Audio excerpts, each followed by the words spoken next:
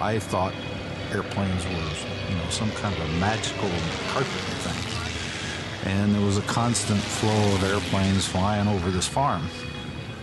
And I'd be out there, and I thought, boy, it'd be really cool to be inside one of those airplanes, what it would be like to fly. You know, it was that thing that clicked.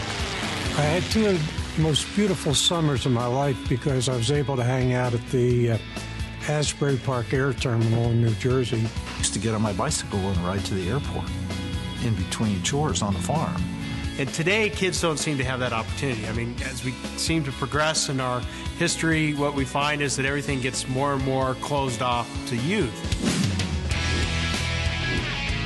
I've been teaching at a film school here, and I wrote a picture about a young girl whose father was a pilot, and she admired him, and then she and her brother built an airplane out of a wagon and put it on the roof and tried to launch it. And we shot segments of that film here at Platte Valley. On top of that, there's a gentleman who I'd helped write a screenplay with, and he had written memoirs about his times at a local airpark.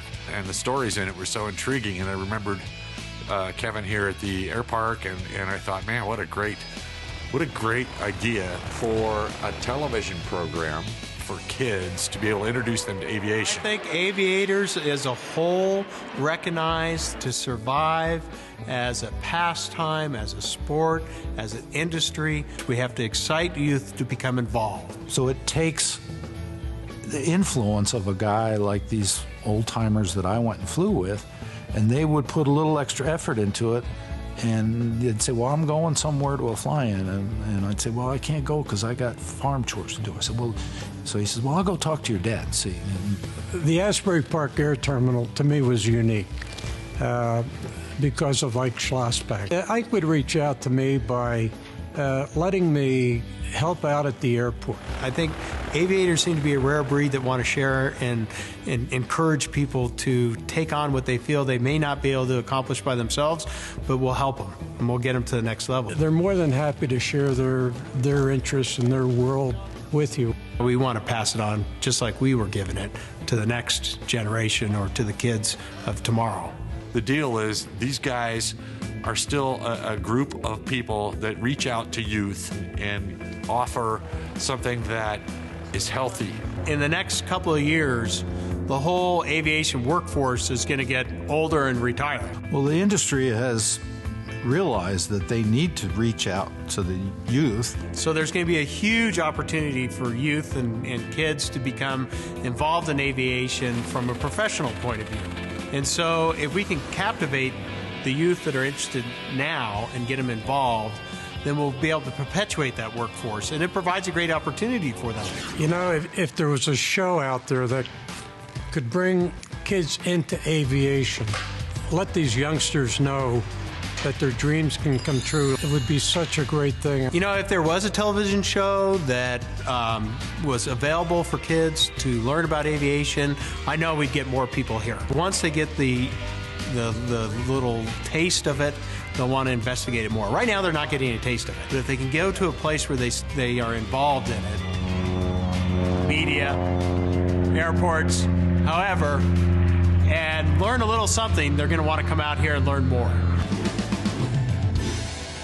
I think what this show can bring into the living room, into the family environment is something fun to watch, not only for kids, but as a family, and to sort of bring science and something real. We're looking for the stuff that life is made of. When Tony asked me to do this project, of course I said yes, because Tony was once my instructor, and to do this project with him means a lot because he's so down to earth and wants to do stories and films that really reach a broad audience and really speak to people. I also want to take and get groups of kids from the different locales that we film at and get them up for like a workshop, or engage with some of these existing groups that are like outreach programs for youth to get them involved in aviation, and use, you know, follow a few of these kids through their journey as they go through their program or get introduced to the aircraft to go up for their first ride. I want to go visit some of the old timers, and I want to get their stories. I want to create reenactments of some of the golden era, you know, and this small town feel. And one of the things that was in the memoirs is, you know, the 13-year-old kid that's holding up the bamboo sticks to launch the advertising banner that the plane has to swoop down. Well, we want to get that story on camera, and then we want to go recreate that. There's segments that we're considering, you know, possibilities for like a kid craft section. You know, here's a little RC airplane thing you can do at home.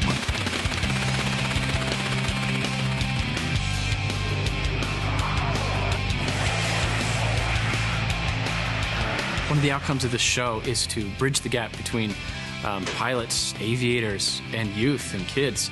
Especially in this day and age, having an avenue that kids can have to get interested in anything constructive that actually has a positive feel to it, well, it just gives the project overall, like, you have a greater sense of purpose. I think if the television show is able to reach those kids, to get them excited, provide them with, at the end of the show, here's the website for the Civil Air, contact them. I know the Civil Air Patrol would be chomping at the bit, or these other organizations chomping at the bit, to find those youth and get them involved.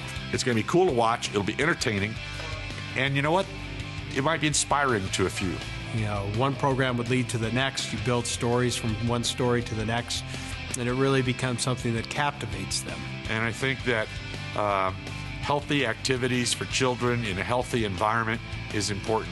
Well, as a parent, I see aviation being a great avenue for kids to learn responsibility. Well, I think one of the things I learned at the airport was responsibility and helping somebody out.